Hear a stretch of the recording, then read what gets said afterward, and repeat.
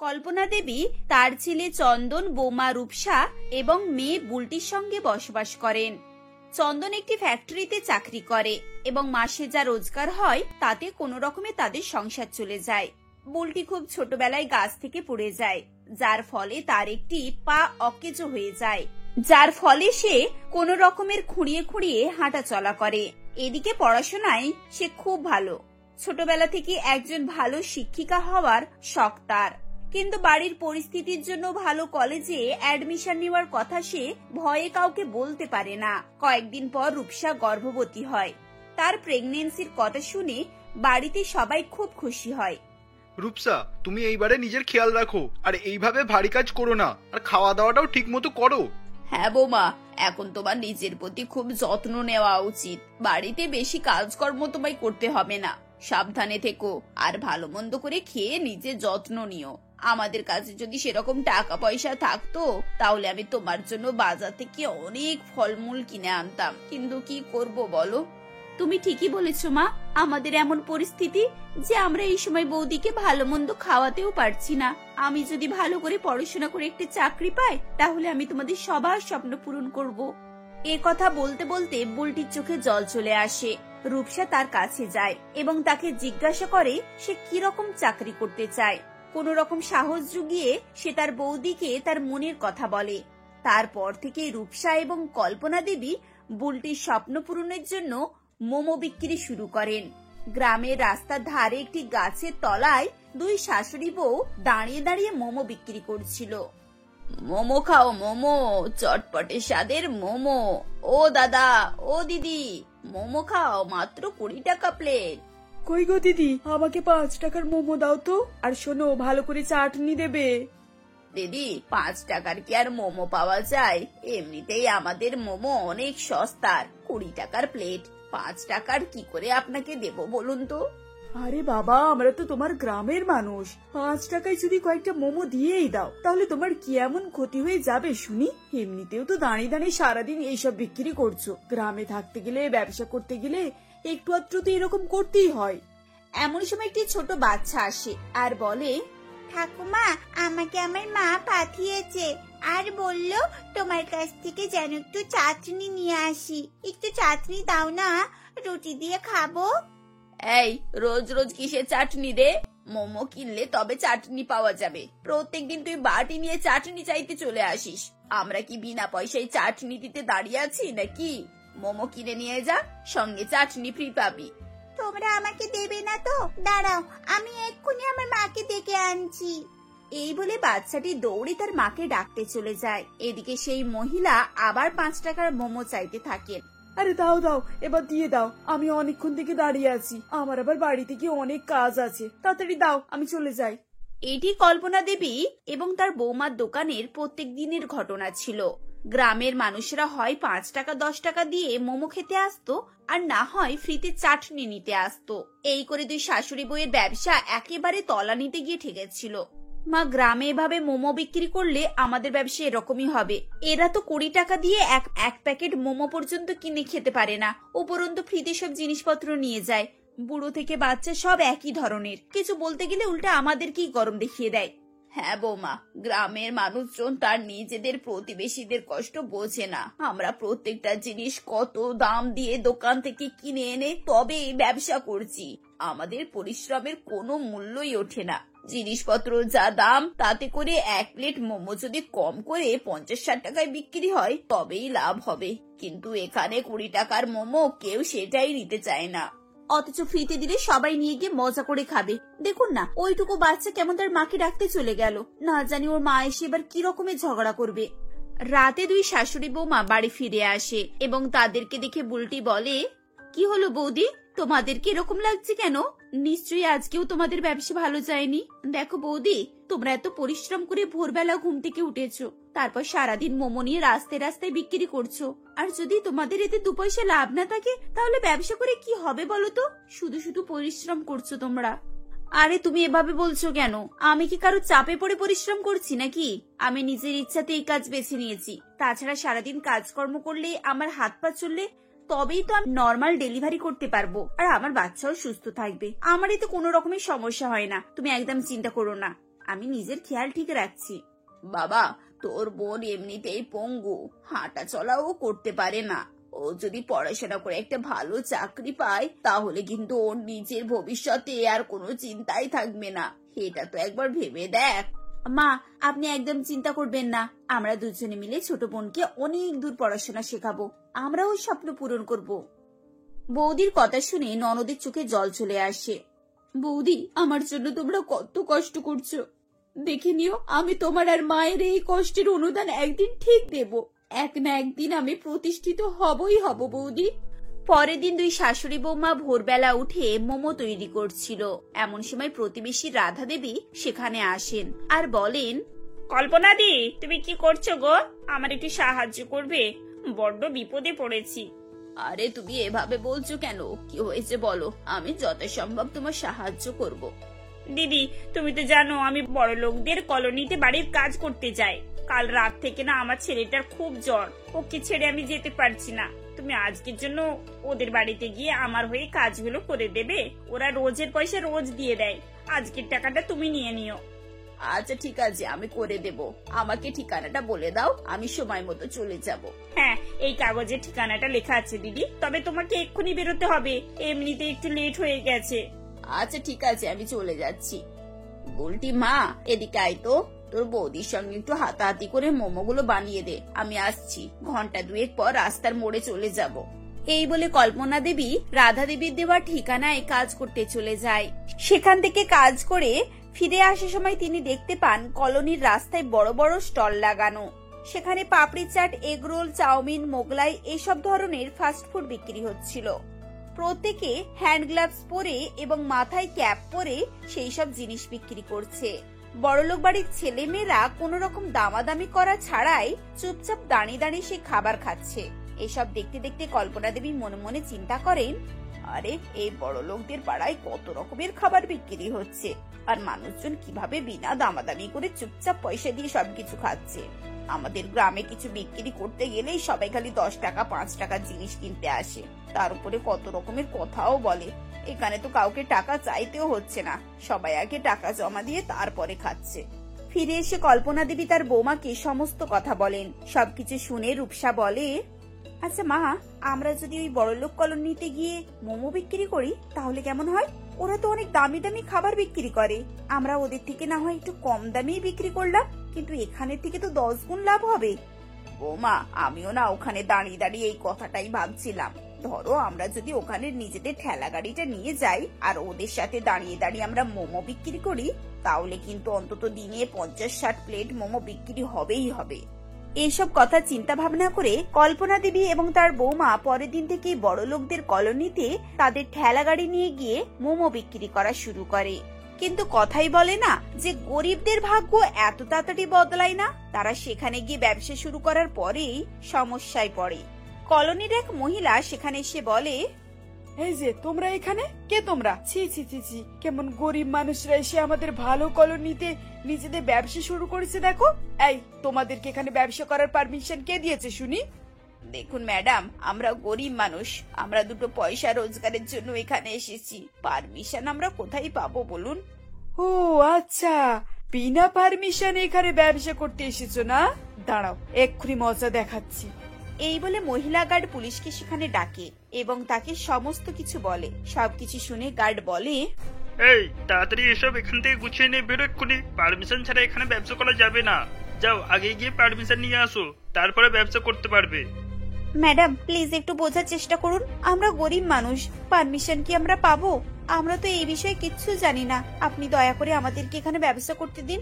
দেখুন আমরা মাসে 500 টাকা করে ভাড়া দেব, কিন্তু আমাদেরকে এভাবে তাড়াবেন না। গার্ড নিজের লাভের কথা ভেবে তাদের দুজনকে সেখানে ব্যবসা করার অনুমতি দিয়ে দেয়। দুই শাশুড়ি বৌমা মিলে তাদের মোমোর ব্যবসা শুরু করে। মোমো নিয়ে যাও মোমো, গরম গরম মোমো, সস্তায় পুষ্টিকর মোমো। সকাল থেকে দুপুর হয়ে যায়, কিন্তু কেউ তাদের দোকানের কাছে আসে না। লোকজন সেখান থেকে যাওয়া আসা করে এবং সবাই খুব অদ্ভুত দৃষ্টিতে তাদের দিকে তাকিয়ে থাকে। কেউ কেউ টিটকিরি মেরে বলে, এ বাবা কি নোংরা ঠেলা গাড়ি, দেখ কিভাবে মোমো বিক্রি করতে এসেছে, দেখ না, না কোনো হাইজিনের ব্যাপার আর না কোনো ক্লাস। ছি, এখান থেকে কে মোমো খাবে বলতো? কোথা থেকে গরিব শাশুড়ি বউ এসে গেছে কে জানে। এদেরকে দেখে না মোমো খাওয়ার ইচ্ছেটাই চলে যাচ্ছে, একটু পরিষ্কার পরিচ্ছন্নও নয়। মা, এদের কথা শুনে মনে হচ্ছে এরা আমাদের কাছ থেকে কোনোদিনও মোমো কিনে খাবে না। বৌমা, আশপাশে সবাইকে দেখো, ওরা সবাই গ্লাভস পরে ক্যাপ পরে আছে, আমরা তো এসব পরে নেই। আর আমাদের ঠেলা গাড়িটাও অনেক পুরানো হয়ে গেছে। মা, তাহলে তো আমাদেরকে এদের মতোই হতে হবে, তা না হলে আমরা এখানে ব্যবসা করতে পারবো না। পরের দিন কল্পনা দেবী এবং রূপসা বাজারে যায় এবং গ্লাভস ও ক্যাপ কিনে আনে। রাতের বেলা দুজনে মিলে তাদের ঠেলা গাড়িটাকে নতুন করে মেরামত করে এবং সুন্দরভাবে রং করে। সবকিছু জিনিস ঝকঝকে করে পরিষ্কার করে পরের দিন বড় বড় করে সাইনবোর্ডে নিজেদের দোকানের নাম এবং খাবারের নাম লিখে তারা ব্যবসা শুরু করে। এই দিন একটা বাচ্চা তার মায়ের সঙ্গে স্কুল থেকে বাড়ি যাচ্ছিল। মা, ও মা, আমাকে মোমো কিনে দাও না। দেখো না, এই আন্টিরা নতুন এসেছে এখানে, এদের কাছ থেকে একটু মোমো কিনে দাও না প্লিজ। এই চুপ কর তো, তোকে আমি বড় রেস্টুরেন্ট থেকে মোমো কিনে দেব। দেখতে পাচ্ছিস না এরা রাস্তার ধারে বসেছে, এদের মোমো অতটা ভালো হবে না। না, আমি মোমো খাবো, তুমি কিনে দাও, না হলে আমি বাড়িই যাব না। দিদি, বাচ্চা এত করে বলছি যখন, তাহলে এক প্লেট কিনে নিন না। আপনি বিশ্বাস করুন, আমরা খুব পরিষ্কার পরিচ্ছন্ন ভাবে এই মোমো তৈরি করি। রূপসার কথা শুনে মহিলা রাজি হয়ে মোমো কেনে। তারপরে দুজনে সেই মোমো খায় এবং খুব প্রশংসা করে। তাদেরকে ওভাবে মোমো খেতে দেখে আশপাশের কয়েকজন এসে সেখানে ভিড় করে এবং তারাও মোমো খায়। এভাবে একটা দুটো করে তাদের ব্যবসা শুরু হয়।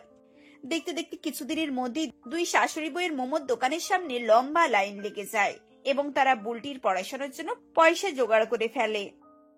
দেখলে বুলটি, তোমার কলেজের অ্যাডমিশন ফিস জমা হয়ে গেছে। এবার থেকে তুমি ভালো কলেজে যাবে, অনেক মন দিয়ে পড়াশোনা করবে আর ভালো চাকরি পাবে। দুই শাশুড়ি বৌমার ব্যবসা এত ভালো চলে যে তারা সেই কলোনিতে একটি বাড়ি ভাড়া করে থাকতে শুরু করে। কয়েক বছরের মধ্যে বুলটি খুব ভালো একটি চাকরি পায়। এদিকে তাদের ব্যবসাও খুব ভালো জায়গায় দাঁড়িয়ে যায় আর বুলটিও চাকরি পেয়ে যায়। এভাবেই তারা নিজেদের চেষ্টা জোরে এবং পরিশ্রমে তারা নিজেদের অবস্থা একেবারে পাল্টে ফেলে। সর্বরী দেবী তার 5 মেয়েকে নিয়ে মুকুন্দপুর নামক গ্রামে বাস করতেন। 5 মেয়ের মধ্যে 2 বড় মেয়ে সীতা ও গীতা কালো রঙের ছিল, আর 3 মেয়ে ফর্সা ও দেখতে ভারী সুন্দর। 2 বড় মেয়ের বিয়ে নিয়ে তিনি খুবই চিন্তায় ছিলেন। যেখান থেকেই দেখতে আসতো না কেন, কেউই পছন্দ করতো না। কালো রঙের জন্য সবাই মুখ ফিরিয়ে নিত, আর তার 3 ফর্সা মেয়ে তাদের বিয়ের জন্য লোক জোর করত। কিন্তু 2 বড় মেয়ে থাকতে ছোট মেয়েদের বিয়ে কেমন করেই বা দেয়। তাই একদিন দেখতে আসলে, এই যে সর্বরিদি, আমার 5 ছেলে, তার মধ্যে 3 জনের জন্য আপনার 3 মেয়েকে আমার পছন্দ হয়েছে। 3 জনের একসঙ্গে বিয়ে দিয়ে বউ করতে চাই। আপনার মেয়েদের আমার ভারী পছন্দ হয়েছে। দেখুন রঞ্জনা দেবী, আপনার 5 ছেলে, আমারও 5 মেয়ে। 2 মেয়ে কালো, তা কি হয়েছে? আমার 2 মেয়ে ফর্সা 3 মেয়ের থেকেও গুণবতী। আপনি যদি আমার সীতার গীতা 2 কালো মেয়েকে বউ করতে চান, তবে আমি আমার 3 মেয়ে কবিতা, রীতার, অনিতার বিয়ে দেব, না হলে নয়। কারণ আমার বড় মেয়েরা থাকতে বা ছোট মেয়ের বিয়ে দেব? না না না, ওরা তো সুন্দর, ওদের এমনিতে যখন তখন বিয়ে হয়ে যাবে। আপনি কি শর্ত রাখতে চাইছেন নাকি আপনার মেয়ের সঙ্গে আমার 5 ছেলের বিয়ে দিতে হবে? একরকম শর্ত বলতে পারেন। আমি মা হয়ে এটা কেমন করে করতে পারি বলুন তো? বড় 2 মেয়ে থাকতে ছোট মেয়েদের বিয়ে দেব, ওদের মনে কষ্ট হবে না? আমি এটা করতে পারবো না। যদি আপনি আমার শর্তে রাজি থাকেন তাহলে বলুন, আমি বিয়েতে রাজি আছি, আর খুব তাড়াতাড়ি বিয়ে দেব। এরপর রঞ্জনা দেবী শর্তে রাজি হয়ে যায়। এরপর সে তার 5 ছেলের জন্য সর্বরী দেবীর 5 মেয়ের জন্য বিয়ে ঠিক করে ফেলেন। তারপর কিছুদিনের মধ্যে বিয়ে হয়ে যায়। তারপর 5 বউ বাড়িতে গেলে একসঙ্গে বরণ করতে গিয়ে রঞ্জনা দেবী বলেন, এসো আমার বউয়েরা, বাড়িতে প্রবেশ করো। এই আলতার থালায় পা রেখে পায়ের ছাপ দিয়ে ঘরে প্রবেশ করো। সম্পর্ক অনুযায়ী আগে 2 বড় বউ ঢুকবে, তারপর ছোট বউয়েরা একে একে ঢুকবে, কেমন? আরে মা, সম্পর্কে বড়টা কি হয়েছে? আগে আমার ফর্সা 3 বৌদিকে বরণ করতে হবে, যেহেতু ওরা ফর্সা। আর তোমার কালো বৌদিদের যদি আগে বরণ হয়, তাহলে ওদের কালো রং নিয়ে পা ডোবালে আলতাটাও খারাপ হয়ে যাবে, তখন আমার ফর্সা বৌদিগুলো কালো হয়ে যাবে। আরে আমার কি ইচ্ছা ছিল এই কালো মেয়েদেরকে বউ করার, কিন্তু কি করব, এক প্রকার বাধ্য হয়ে এই শর্ত মানতে হলো আমাকে। সেটাই তো বলি, আমার মা তো কোনোদিনও কালো মেয়েকে বউ করবে না। এবার বুঝতে পারলাম এই কালকুটেগুলো কেন বউ হয়েছে। কালো বলে আমাদেরকে এত কথা শুনতে হবে? আমরা কি মানুষ নয়? আমরা কালো রঙের হতে পারি, কিন্তু আমাদের অনেক গুণ আছে মা। আপনি ধীরে ধীরে বুঝতে পারবেন সব। আচ্ছা, আমাদের বুঝি গুণ নেই? মা, আমাদের 3 বোনেরই গুণ আছে। আমার মা আমাদেরকেও কাজ কাম শিখিয়েছে। ও মা, এই তো দেখছি কালো আর ফর্সার মধ্যে দলাদলি চলছে। ভালোই হবে। আমার মনে হয় 5 বোনের মধ্যে সম্পর্ক ভালো নেই। আচ্ছা ঠিক আছে, অত কথা না বলে সব ঘরে প্রবেশ করো। অনেক রাত হয়েছে, কাল সকাল সকাল সব উঠতে হবে। তোমাদের নতুন বউদের অনেক কাজ, সেগুলো সব করতে হবে। নিজেদেরকে রান্না করতে হবে, তারপরে সবাইকে খাওয়াতে হবে। পরের দিন সকালে সীতা আর গীতা দুজনে মিলে স্নান করে পূজা পাঠ সেরে ঘরের সমস্ত ঝাড়ু মোছা করে রান্নার কাজে লেগে যায়। তারপর শাশুড়ি রঞ্জনা দেবী উঠে দেখেন সব একদম চকচক ঝকঝক করছে। দেখে মনে মনে ভাবেন, এ নিশ্চয়ই আমার 3 সুন্দরী বৌমা কবিতা, রীতার, অনিতার কাজ। তা না হলে এত সুন্দর চকচক করবে কেন? ওই কালীর আবার এত চকচক করতে পারে নাকি? মা, আমি আর গীতা মিলে পুজো পাঠ সেরে নিয়ে সমস্ত কাজ গুছিয়ে নিয়েছি। এবার রান্নাঘরে রান্নার কাজ করছি। আচ্ছা ঠিক আছে, চটপট 10 মিনিটের মধ্যে ব্রেকফাস্ট রেডি করে নিয়ে এসো তো।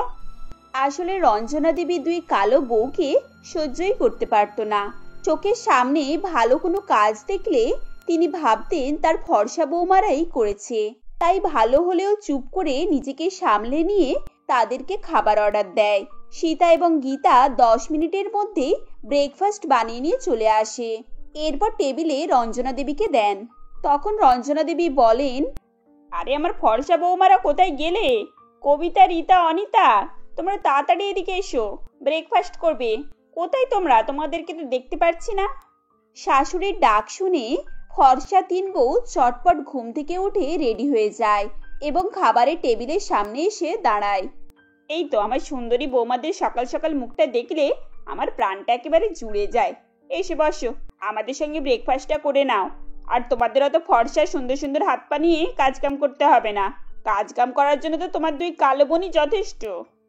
রঞ্জনা দেবী তার 3 ফর্সা বৌমাকে সংসারের কোনো কাজে হাত দিতে দেয় না। সমস্ত কাজ 2 কালো বৌমাকে দিয়েই করান, কারণ তাদেরকে 2 চোখে সহ্যই করতে পারতেন না।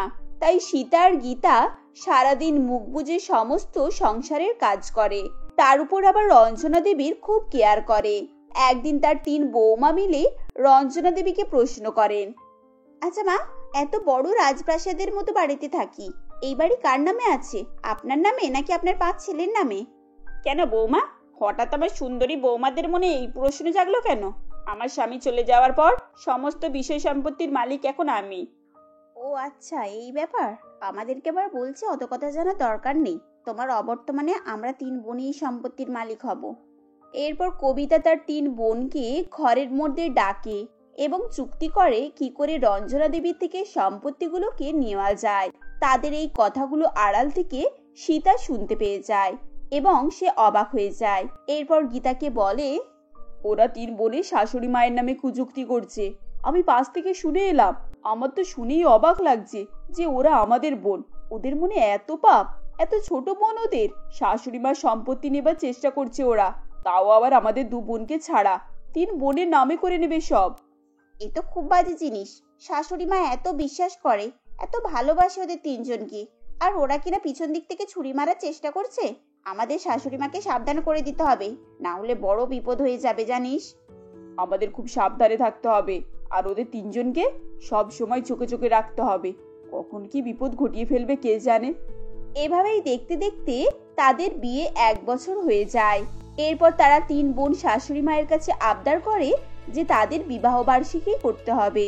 শাশুড়িও ফর্সা 3 বৌমার উপর অন্ধবিশ্বাস হয়ে তাদেরকে বলে, ঠিক আছে বৌমা, তোমাদের কথা মতো তাই হবে। কিন্তু তাই বলে তোমাদের 3 জনের বিবাহ বার্ষিকী হবে আর বাকি 2 জনকেও তো বলতে হবে।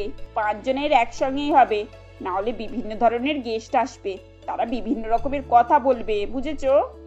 এরপর সবাই মিলে বিবাহ বার্ষিকীর তোড়জোড় শুরু করে দেয়।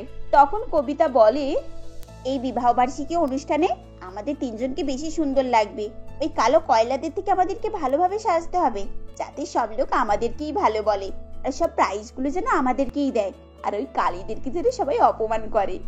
এরপর সব গেস্ট আসতে শুরু করে এবং তিন ফর্সা বৌমাকে দেখে খুব প্রশংসা করে, তাদের হাতে গিফট তুলে দেয় ও সীতা ও গীতাকে নানান ধরনের কটু কথা বলতে শুরু করে।